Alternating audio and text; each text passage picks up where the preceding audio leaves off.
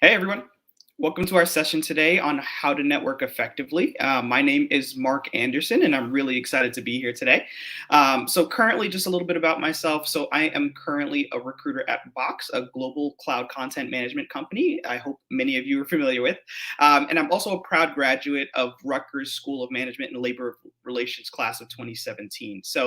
I first want to thank the Rutgers University Alumni Association for allowing me to speak today on a topic that I'm really passionate about and hope everyone can walk away with some insight that really enables you to be better networkers and create opportunities for you to advance in your career as well. So, I know there were a lot of questions that were submitted beforehand, so I'll try my best to get those answered during the session here.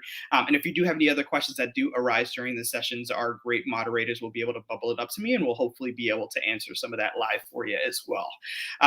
Hopefully you all will be a part of my network after this session. So would love to connect on LinkedIn with anyone who would like to as well. Let's get started. So the first order of business, let's start off with a quick story. The reason why this topic of networking is really important to me is because I wouldn't be where I am today with a little bit of luck and some of these tactics that we'll talk about today. Um, During my senior year of college, I was actually reached out to anonymously on LinkedIn by a recruiter from a company that I've never heard about before called Box. They reached out and wanted to speak to me about a business fellowship program, and not knowing what Box was, and obviously being in my senior year, desperate for more professional experience, I was like, why not? 30-minute call. That seems like a good opportunity for me to learn more about it. During that call, I learned a lot more about kind of the business fellowship as well as the purpose. The fellowship was ultimately designed to give students insights into careers in the tech industry and more specifically careers outside of traditional software engineers that you normally think about when you think about Silicon Valley. They would fly and host 15 to 20 students free of charge from across the US to the Bay Area for a week of workshops, networking, and learning within the Box environment, where you would ultimately get to meet a ton of senior leaders across the different areas of business. And there was also a dinner with the founders, which I found really interesting. So it sounded like a really interesting opportunity. Obviously, it would have happened if it wasn't for a simple, innocent outreach on LinkedIn. I was fortunate enough to be selected for the program. And over the first few days, I remember this very vividly. I fell in love with the program, and I called up my parents. I remember very vividly. And I was like, hey, mom and dad, sorry about this, but I'm going to have to move to the Bay Area to be part of this company. So had to take advantage of kind of the week when I was there as well. So while there were several conversations that did happen with current employees to really get a sense of what the culture was like, what work-life balance was like, what long-term growth looked like, and all of the things that you would regularly have access to as a normal employee. So this was a great opportunity for me to network with people in the field, especially as a senior in college. So it was a ton of learning and information gathering through some of those meetings and conversations. And I was fortunate enough to have conversations with members of the recruiting team, members of different areas of the business. I was actually able to have a conversation with the VP of recruiting for the time, which is usually unheard of. So it was a really great time where, on the fourth day of the week, I luckily had meetings with the direct team. And on the fifth day, I had an offer in hand to return after graduation. So 3 weeks post graduation, packed up 2 suitcases, moved across the country to the Bay Area, and I've been at Box ever since. Again, all of these things would not have happened if it didn't have anything to do with a single LinkedIn message. So all of those people that I met throughout the week of the business fellowship, whether it was the fellows, whether it was anyone in the business, these are all now people that are in my network that I can connect with for career advice, jobs if I ever decide to leave Box, life advice, recommendations for a good doctor, right? Like these are all people that you can leverage in your both professional and personal networks. And the list goes on and on. And again, this is all stemming from a single LinkedIn message. So, enough about my networking story. Would love to get into a few tips and tricks for you to really ensure that you all can reap the same benefits of networking that a lot of people should be able to, right? So, I'll be able to go through a top 4 list of tips and tricks. I know you were expecting top 5. Well, I'll keep you in a little bit of suspense there. But we'll go through top 4 tips and tricks and get things started here. Tip number 1 that I always recommend to anyone when it comes to networking, and this is going to be an extremely millennial thing for me to say, but hear me out. Social media is going to be your best friend. I know it's a very interesting thing to say, but especially after the past 2 years that we've been in as a country, as a society, and I think the years of those networking cattle calls where you're crammed into a room of people awkwardly exchanging handshakes and resumes are typically over, right? Like it's not something that we're looking to go back into in the near future. So I think virtual is here to stay for the long term, and being able to have a presence on some of those virtual channels is going to be more important than ever. So I hope at minimum a lot of people do have a fully updated and built out LinkedIn page. But I think that's definitely the bare minimum from a professional standpoint, right? So there are a ton of other social media channels that are typically used for social networking, but can also be used for the professional sense as well. So options like Facebook can be great to join professional groups of individuals in similar career fields or similar social interests. Twitter can actually be a really good source for people to get instantly connected and get constant updates on topic and people that you're interested in staying in touch with. Um, a lot of things can obviously happen in the Instagram DMs, but marketers can also reach out to you to connect on and partner with on campaigns. Reddit is a great option for discussion forums on a bunch of different topics as well. And the app called Meetup is another one that a lot of people who are still looking for in-person networking events can leverage to be able to meet people both professionally as well as socially. So there's a ton of different options for individuals to really be able to connect and take advantage of some of these social channels. But the most important thing is really being able to have a presence. And it's leveraging them as needed, right? So it's not necessarily just using them to gather intel, but also being able to initiate contact. And I think being a great networker, not being afraid to start a connection and initiate contact is a really big key of being a successful networker. So that brings us a little bit over to tip number two, the ability to be proactive. So I know there's a whole saying that goes, good things come to those who wait. But I think with the topic of networking, I think that method a little bit goes out the window. So unfortunately, connections are something that doesn't necessarily make themselves or don't necessarily come with time. They typically do come through proactive and timely outreach and obviously develop over time. So when networking, I usually like to think of the approach more of a don't ask, don't get approach. So whether that's reaching out to people to inquire about a job opportunity or reaching out to get more information about a topic or industry that you're looking to get more insight on, or just reaching out to stay on the top of another person's mind. I think the first step with all of these is that outreach, right? And taking the initiative of the outreach. So I think from a career perspective, it's always advantageous of you to think in the long term with everything that you do in your career, right? So the thought process of if you should be able to connect and network with someone either socially or professionally, it should usually begin in the first interaction with that individual, right? And that's kind of where the proactivity comes into play. So your focus within your career should be focused on networking with good people overall. And although the benefit may not show itself initially, there could be big potential for long-term benefit that's under the surface, really waiting to be uncovered in long-term networking.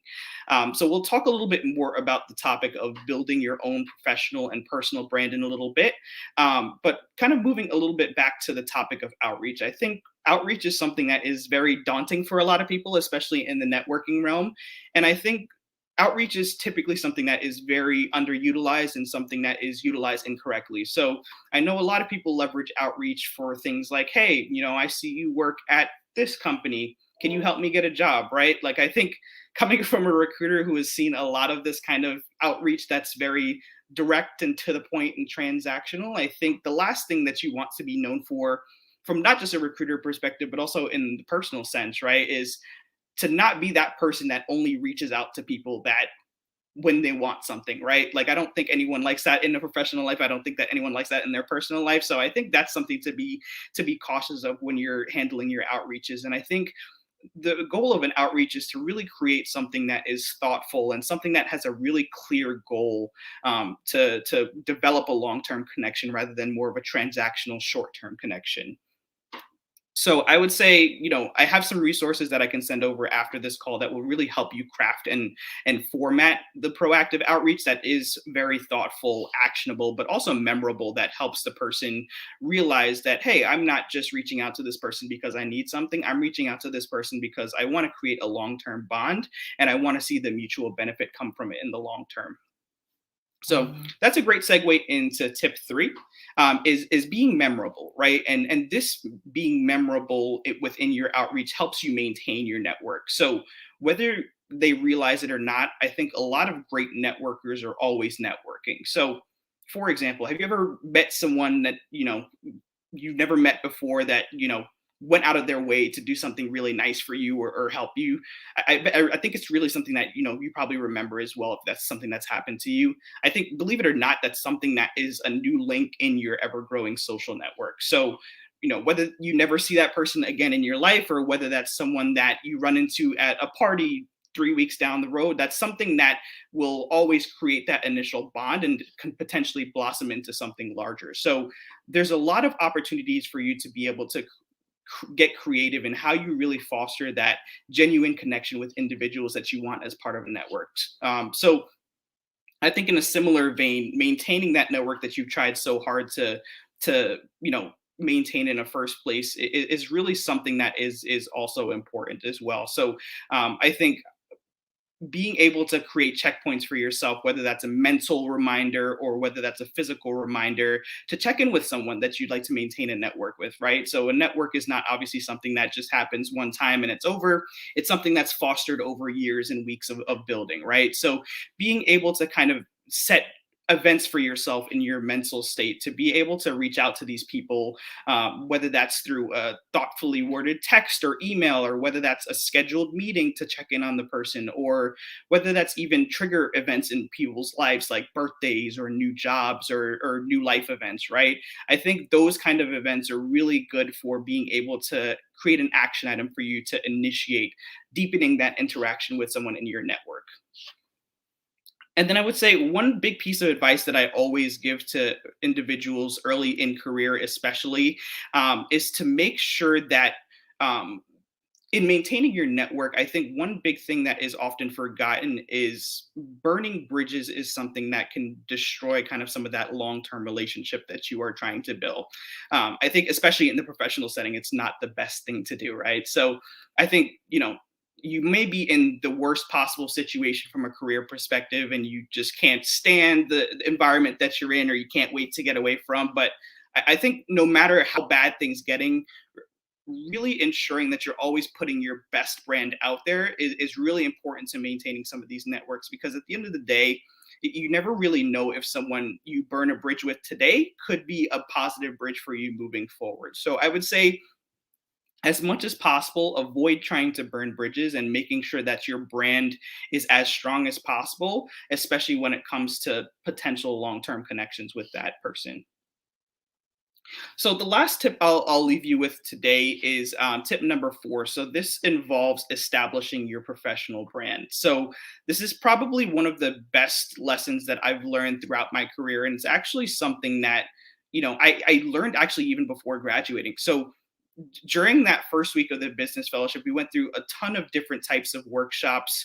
But one that stood out the most to me was building your professional brand. So this was never really something that I ever thought about before, but it made complete sense once they started kind of going through what a professional brand is. So, really quick example. You remember back in elementary school when a person would stick their pencils up their nose or made unnecessary jokes. They're typically socially branded as the class clown, so to speak, right?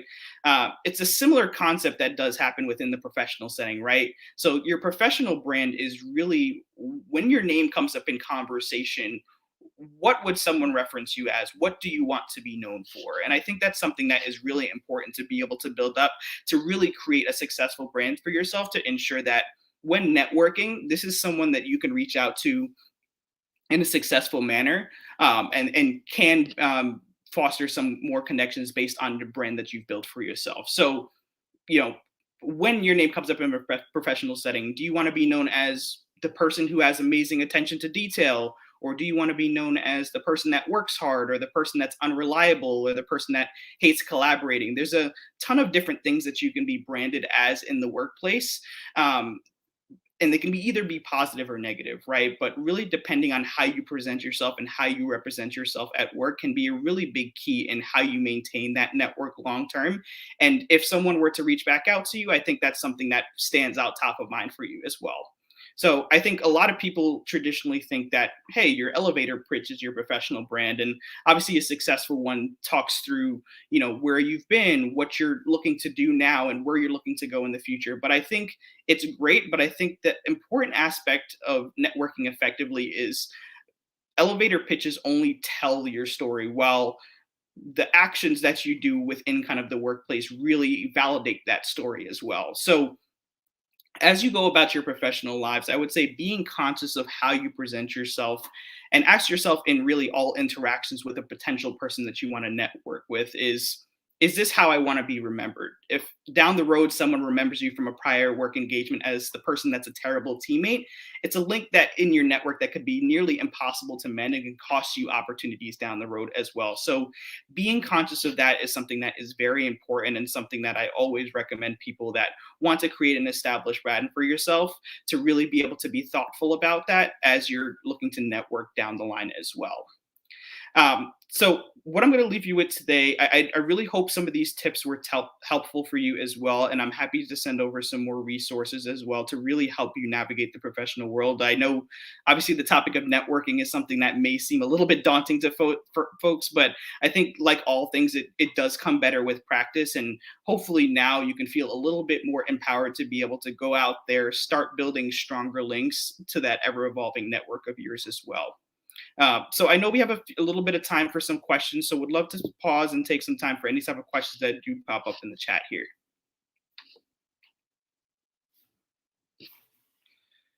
All right, so I see a question coming in from Anjali. Hi, Anjali. So, how do you approach maintaining network relationships after you meet someone for the first time? That's a great question. So, I think it really depends on the situation, right? So, I would say that from a professional setting perspective, right? If you meet someone for the first time, maybe in a work situation, for example, right? I would say obviously striking up a conversation is typically that first point, right? So, based on tip number one, the outreach, the initiation is obviously really key, and then how you maintain that outreach is really going to be something that's important as well. So something that I always do when I meet someone for the first time is I offer up my LinkedIn profile and say, hey, would love to stay connected and would love to stay in touch with you. And I think it's something in the professional setting that's definitely not outside of bounds. I think in the previous years, like people would share business cards and things like that. I would think in a similar vein as that, right? So making sure that you have that presence for yourself and making sure that you're sharing those things to be able to stay in touch, right? And while you're staying in touch with those individuals, right, making sure that you're making it a point to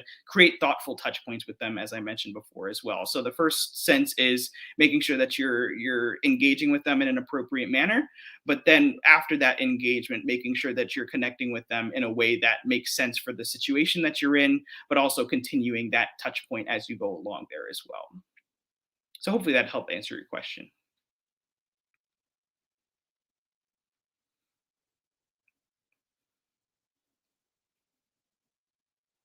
All right. So I don't believe I see any other questions in the chat, but I definitely, again, really appreciate everyone's time again. And like I mentioned before, I'd be happy to connect with all of you here on LinkedIn sometime shortly here, but I'm definitely happy to connect and stay in touch, and feel free to let me know if you have any questions offline. So happy networking and hope everyone enjoys their day.